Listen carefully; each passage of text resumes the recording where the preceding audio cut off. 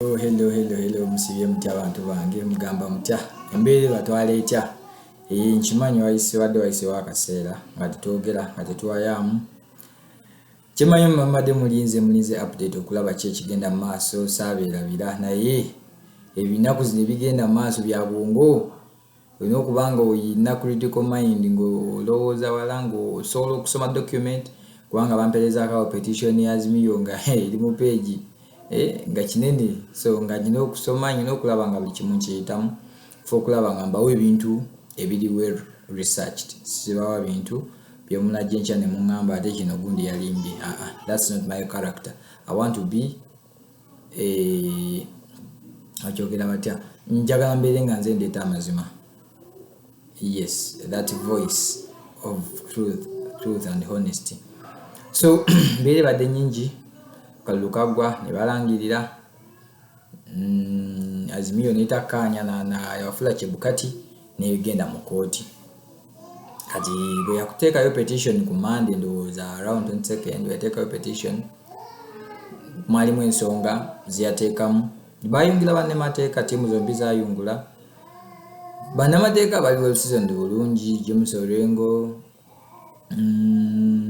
we bali bannamateeka bangi Azimio ina ba lawyers nga mukaaga UDA inabayo IEBC inabayo waliwo n'abajjamu obuzi Moses Kuria naye yawaaba inabe yawaabira naye yateekayo petition. So there are so many petitions around 12 I think petitions ezagenda mu Supreme Court nga naye obuzibu kyali Supreme Court bweyina era only 14 days of which already that answered okutambula nti Azimio ya submittinga evidence and it was around Tuesday around Tuesday on Monday. So baso kanataka petition then the next day nabatekayo n'obujulizi katulinze ku Monday ne UDA oba Kenya Kwanza naye genda kubanga eteekayo yali badenga rebuttal eyayo ku Monday. So elections Kakamega ne Mombasa nazo zigenda kulondebwa naye tosuubira nnyo turnout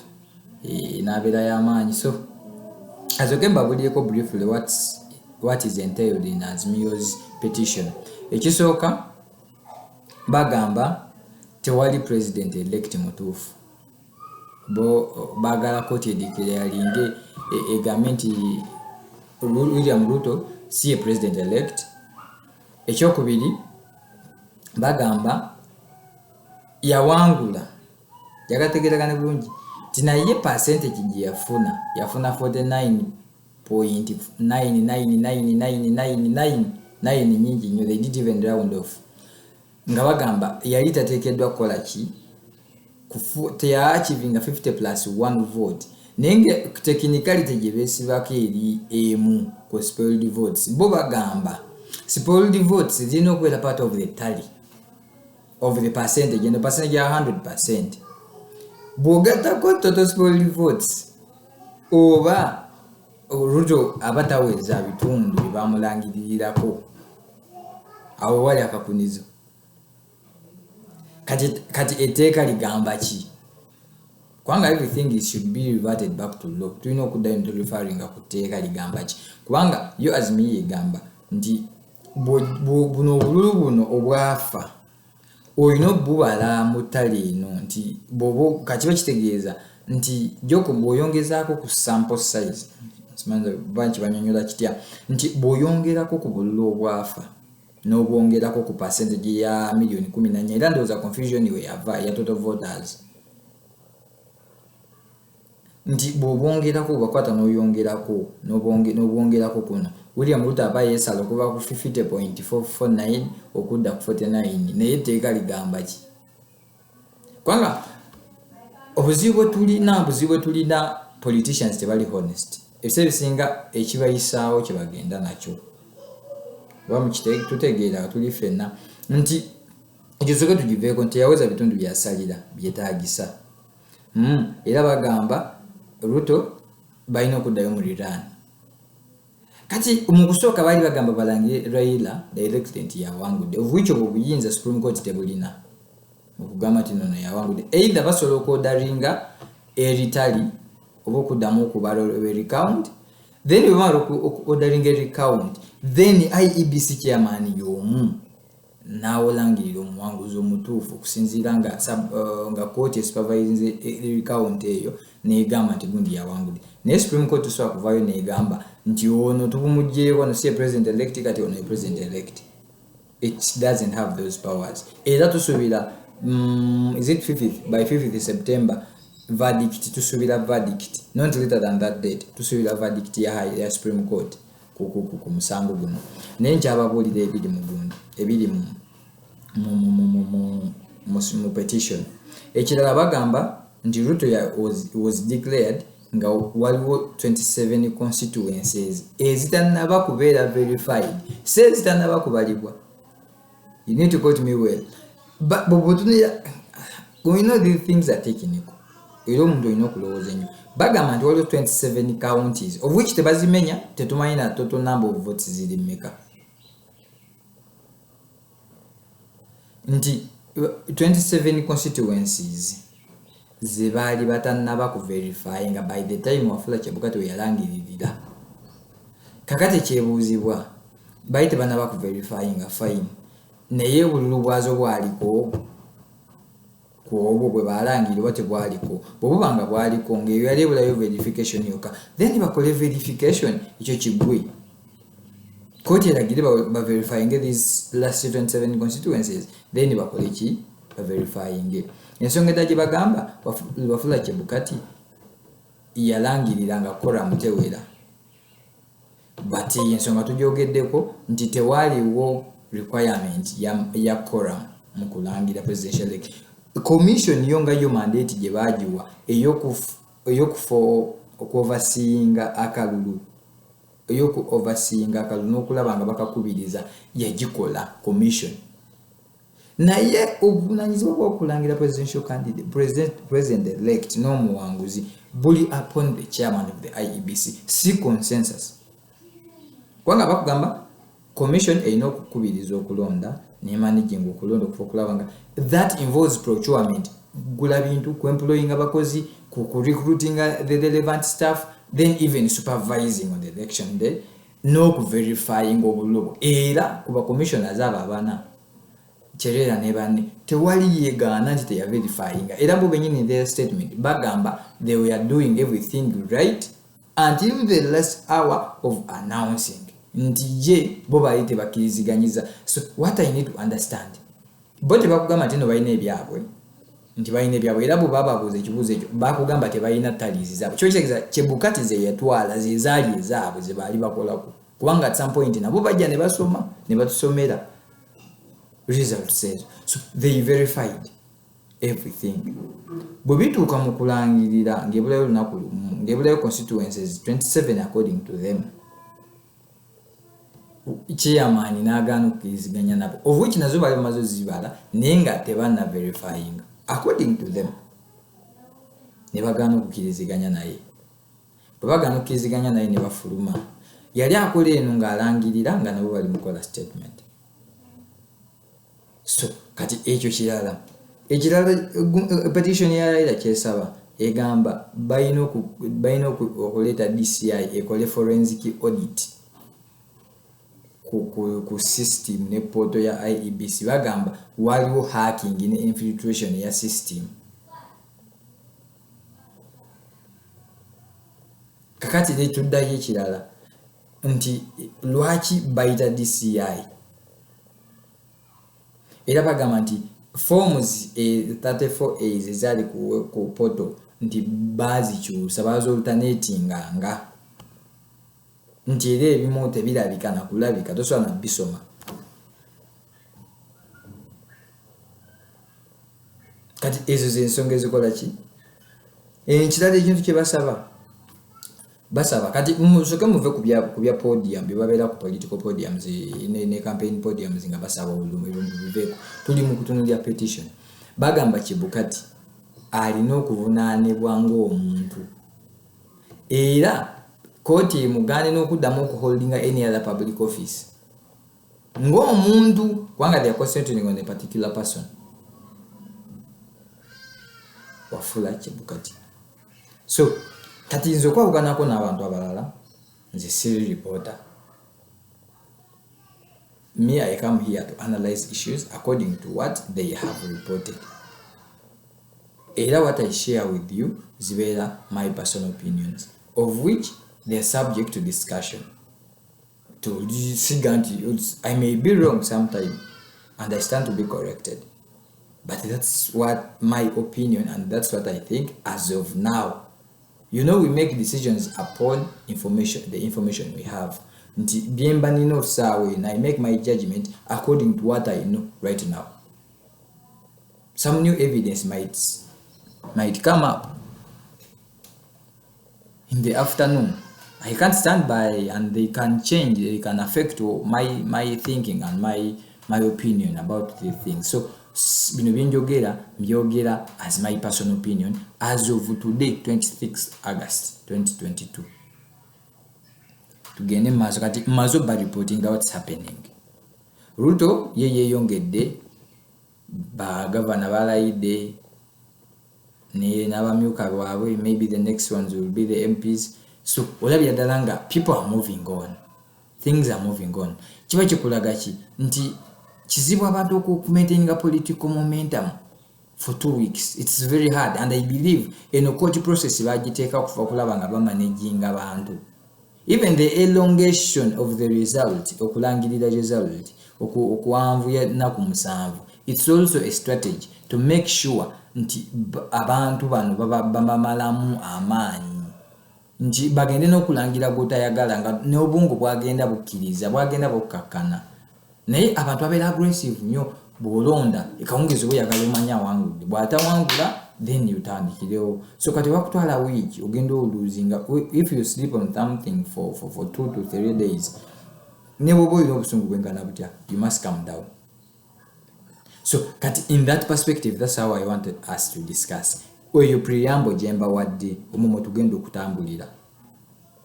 Nti bwe tuwanga tulabanga ababaka abantu bensinze okwewunya, ekintu kyasinze okuntiisa yabadde Kivuta Kibwana is one of the last people I would ever imagine nti asobola okuva mu Azimio la Umoja. It was a shocker for me. I have my friend that shared that. He was the first one to share that tweet, and I was like, it can't happen. He's one of the minds behind the legal team of Kenya Kwanza. I couldn't have imagined that. So this shows you, this is a professor. So if he can cross at this point in time, kiba kitegeeza eri alabye nti tewali ssuubi. And the way you see these crossings, kyolina okumanya politicians, they are scavengers, bo banoonya wali mulyo. The moment bibalaba nga layira kiganye ne basala eddiiro, that means bo basooka kuweyinga ne balaba nti eno tewali pulaani. Bo basooka kulaba ne bagamba nti kati wano tewakyali future. They crossed. And there are so many defections that are going to come up. That's why you see Azimio is very, very scared. This is what I was telling you. I actually predicted this. I wish you guys could go back and watch my recent videos. The videos I did before the elections. I made 3 critical predictions. Azimio is going to fall apart. You remember Kalonzo Yavude Mukalukano is one of the winners. Uhuru Kenyatta is one of the winners after this election. So Raila Amolo Odinga yali yetikiddeko abantu naye nga tamanyi kye yeetisse. Alinga Wakayima weye alinganga Wampisi weyetika abaana be nga babase nga yamanyi nga Wakayima yabamwetisiza. Nti ye yeetika ekintu nga tamanyi na kye yeetisse. Tamanyi na buli omu alina ebigendererwa ebibye. Nti saawa eno Kalonzo yazemu kubeera undisputed kingpin. I think that's why nti ne Kivuta Kibwana asobodde okudduka n'asala eddiiro. Alabya that talina future, bagenda munyigira bwe bati mu mannyo wakati. Kwange ne waka Makueni ono mwana yawanguddeyo. Nyali nerabidde nzijukirako lya Junior, Mutula Kilonzo Junior. Yawangudde ali mu wiper.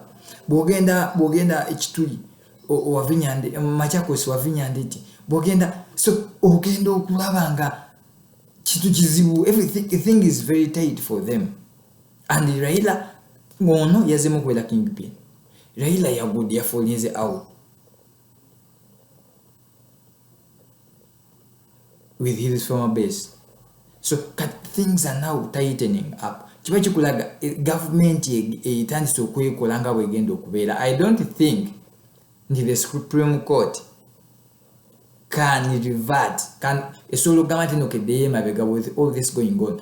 Ebe egenda creating a scenario egenda okubeera enzibu. Actually ne waba bakuddayo mu kalulu. At first I thought nti bajja mukuba William Ruto. Nti bajja ku galvanizing abademu, but it seems the guy has very calculated moves. The way he's dealing with these guys, yabasoma yabategera. Remember, this is a guy yabeera ne Raila Odinga for almost 10 years. Yabeera ne Uhuru Kenyatta for almost now 30 years. So this is a guy abategera with all their, I don't know. And I think they underestimated him. And that was the worst undoing of Raila Odinga. But what you have to understand, sometimes mbera onendowoza tabanga ne Raila na yali mu project ya Ruto nga naye project mulimu ensobize sali suubidde ku musajja abadde mu politics kwanga I would have said it is naive oba tabala bulungi politically tabala bulungi, but I can't sikisobola kukikkiriza. This actually can confirm nti all along Raila abadde project. He's never been his own man. Had the project here state all along, nga making sure and state that is surviving. That has been his role. Kwanga, the way he miscalculates at the point why no kubedera sharp. Remember in 2002?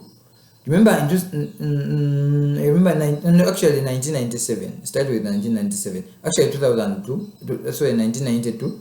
Then we go to 1997 when he split Ford. Then we go to 2002. Then we go to 2005 and 2007.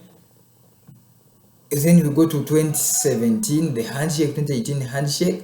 So this guy, these are too many mistakes to be a coincidence. All these compromises. Who is that person that cannot learn? Remember, they got a handshake with at first it was Moi. Moi shortchanged him. He went to and fought in Ford. They split Ford apart into two.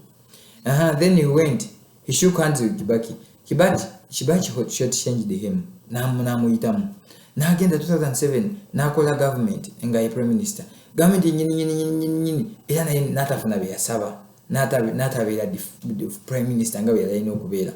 Azi 2013 awabi, that's okay. Akili's against the worker. 2017 awabi basaza mwaka lwaganya oketa bamu. So sometimes I think against him handshake jelabya dalubungi nti is not adding value on himself. Again, just yekolya this service, he would have waited for only 5 years. I'm sure he would have won this election by at least 65%. If he stood his ground at that time. But by joining hands with Uhuru Kenyatta, that meant eroded away all his traditional support of all those people that we are seeing him as they are true Democrat, someone who was fighting for them. He lost that card. But what did he get? Nothing. On just empty promises that will make you president. Who can make you president if you can't do it yourself? This is what makes William Ruto a different guy. So when 2017, after the nullification, they said James Orongo Yagamba, we are going to now, we have got the ruling, now we are going to pursue Wafula Chebukati. All these 5 years, but all these 5 years, Wafula Chebukati about the chairman Gabamula. With all the frustrations, humiliations, they didn't say to fune chairman. But now after the elections, Ubagama, he wasn't fit to conduct this election. So who are they playing with? I think they are trying to manage their voters. And the challenge is back creating a bitasoboka. Bafubo kulaba like 2017, they created a lacuna. Nti back in the Wafanaja ruling, Ntiwagena Kudemukalu. Atolama Nevagaba to get a ketabam. So what did they want? Literally. So these are the people. Raila Molo Dinganti. He's not tasobola agenda kunonya power. I don't know why Atiabuti or tasobola busobozi, and I believe he has all the political capital to achieve that. But because of the miscalculations, yes, angamumberanga bikasera okulwanirira obukunkumukwa and concessions from the winner. Now I believe enembera yona ja creating usawe na bakugamba nti koti ne bwebe tugambe tudde mukalulu tetukadda munga wafula chibukada standing near side chedera kubagiriza kalulu, of which that is not possible. Nti neno side ejja kugamba nafe tetuagala aviwo. That is creating a lacuna in itself. That means nti bagenda creating a standoff bafo okulaba nga bagenda mukutesa ekyayagala mukutesa afune a share of the government, which is something very, very bad for democracy. Consensus is very, very bad for democracy. I'm telling you this. When it comes to democracy, there must be checks and balances, and very strong ones. Nobody to the opportunity into 49 or 48% to 50 point something percent. If what the government if to swap research into national parliament, Ngabano 49 tebasazeewo. But now when I see William Ruto also going for the MPs as Azimio for winning over half 3/3 of the majority. Olabira dalanga na yali creating HV chintu HV. Nze ngomuntu atakiriza one man rule. So I cannot support something like that. What William Ruto is actually, that was my biggest scare.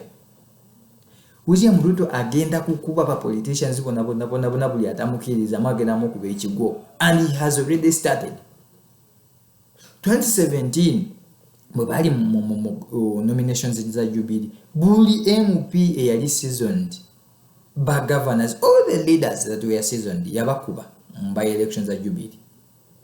Abamu basobola okujjanga ba independent ne bakusobola okumawo, abalala abasinga byagaana. Naleta breed ye yabakulembeze abamuwulira nga they can't even reason him out. Tebasobola nakutula ne banga this is wrong. Bandindi Nyoro, and Bakimani Ichungwa. That is very dangerous for democracy. And what he's doing right now is very, very dangerous. Me personally cannot support that. Nalincha agalira wali nga Azimio ina 160 MPs nga ina 163. That was okay. Nga mubogena mu Senate aina 2023 oli aina 22. That was okay. Never moving on ayongera okulaba nga suppressing banu opposition his competitors. That is wrong.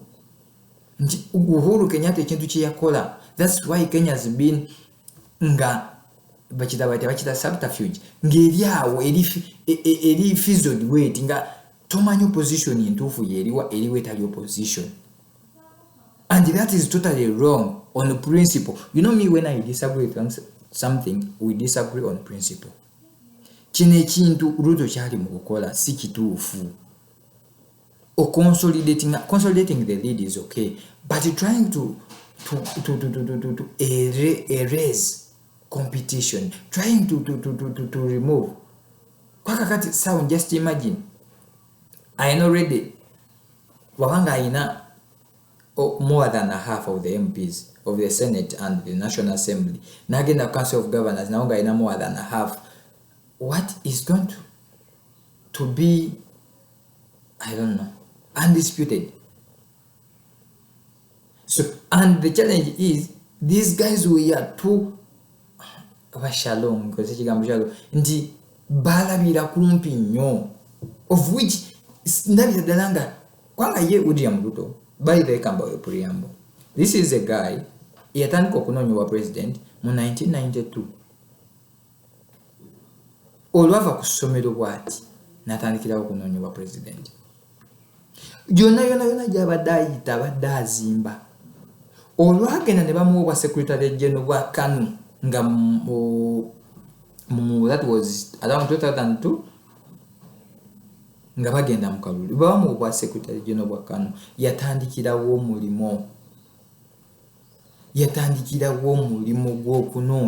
gw'okunoonya abantu okurecruiting abantu banakozesa bababo na mwamba. He went for a fishing process.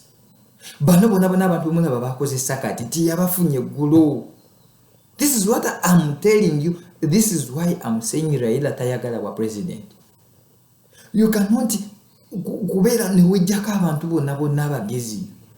Raila had the opportunity. Buli muntu yena n'omugezi n'amujjako. How can you afford losing a person like Moses Wetangula? How can you afford losing Alfred Mutua just because unmanageable things? If you went, had even lost Kalonzo Musyoka, maybe into bisoboke ebyangu. Things that you can sit on the round table. Nimukanya. If he wants money, you give him money. Raila has money.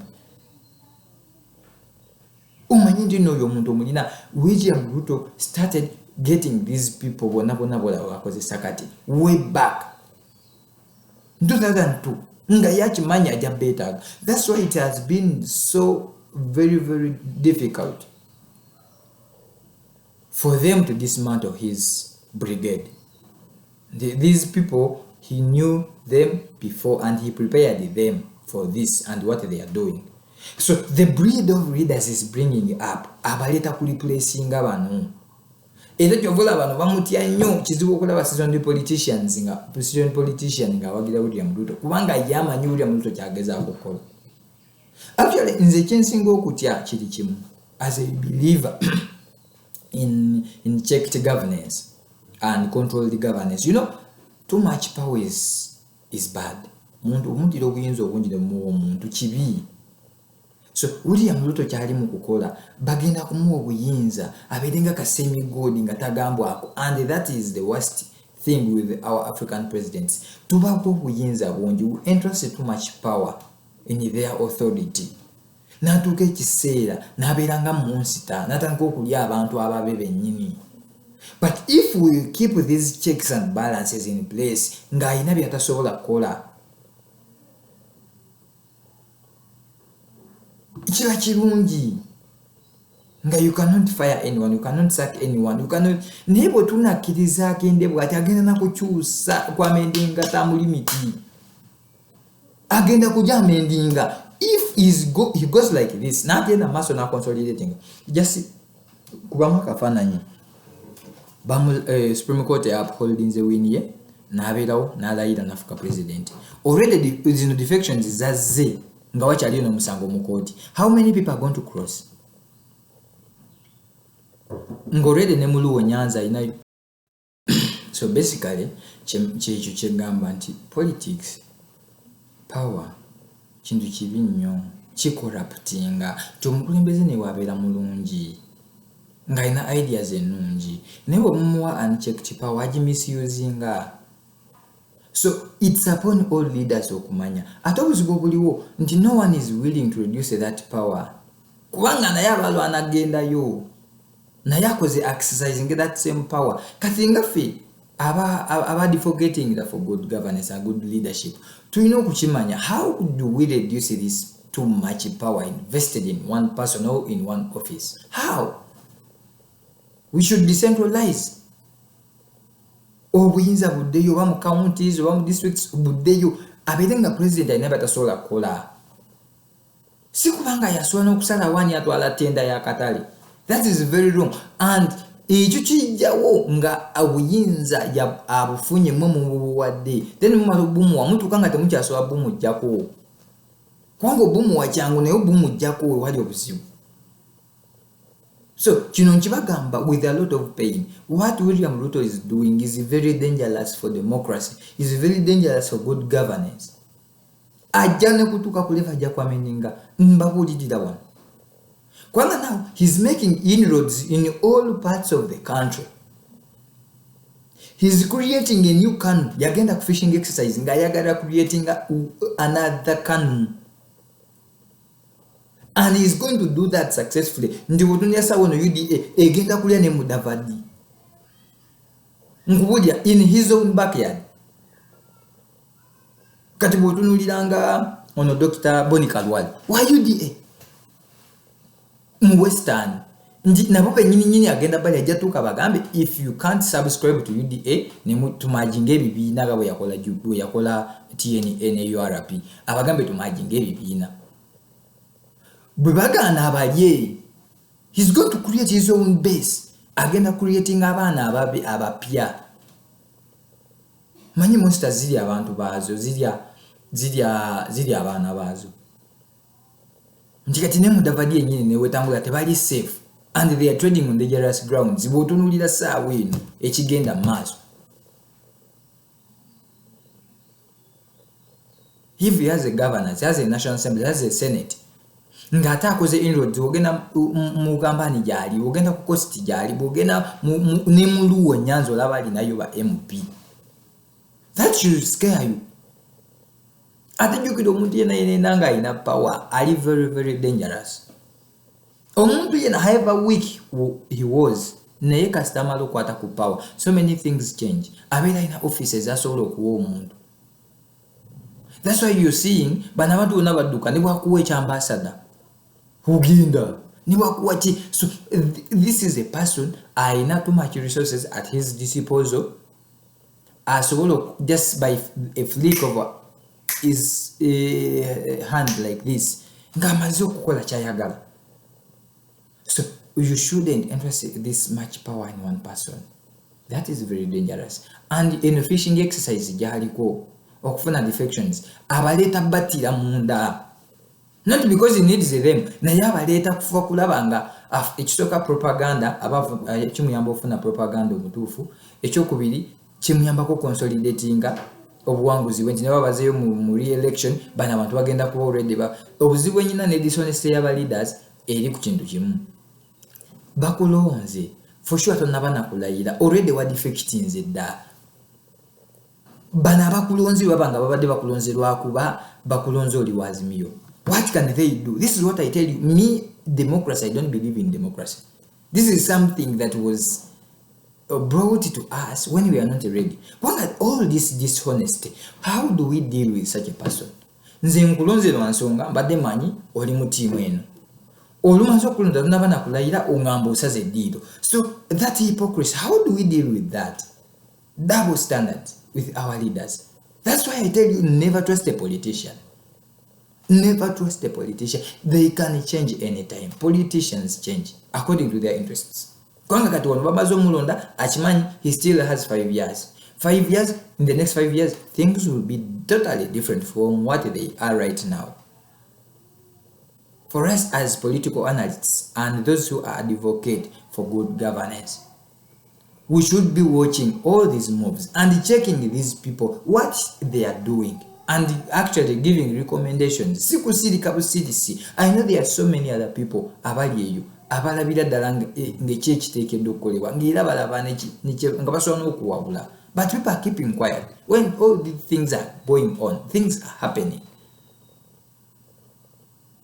I have so many things to talk about this.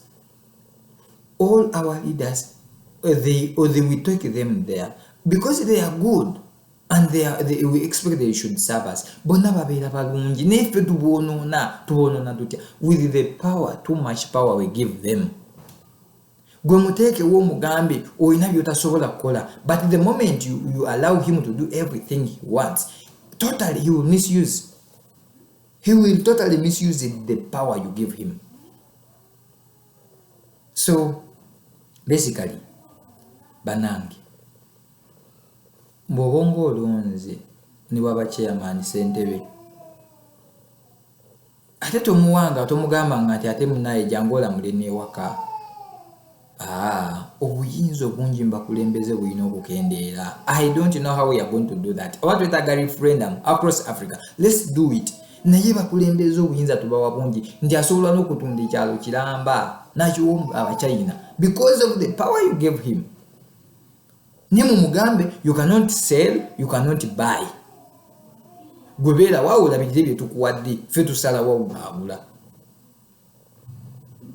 naye ate mugenda ate palamenti ne mumuwa ate ng'esobola okola ki gwe mugambe oba muteeke omugambe nti gavumenti yonna okuyingira mu ndagaano yonna erina okumula okukola consultations ku bantu neefuna emikono nga bwe kiri nga bagenda kwesimbawo lwakubeera nakyo emikono bajja genda bagijje mu UCC ne identity cards kati byonna binoonoonya ekyokukola dishonesty gye kirina okucwaringa tulina okuyigiriza abaana baffe abajja n'abakulembeze ab'enkya nti dishonesty mbi. I don't know how we can punish that, but we need at least one good leader willing and able to change the direction of our continent, of our countries, several countries, because the direction we are headed to, I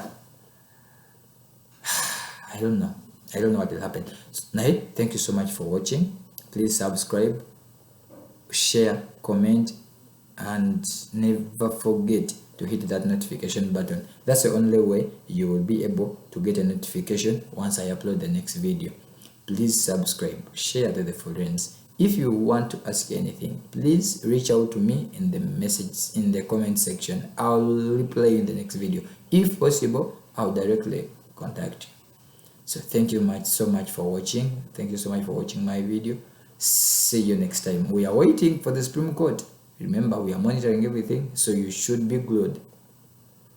Up to when? I remember I promised you the next I'm doing another episode. After these elections, after the swearing in, whatever happens, I'm introducing another very nice subject we shall be discussing, and it will be in episodes. Thank you so much for watching. Keep following, subscribing, liking, commenting, and sharing. See you then.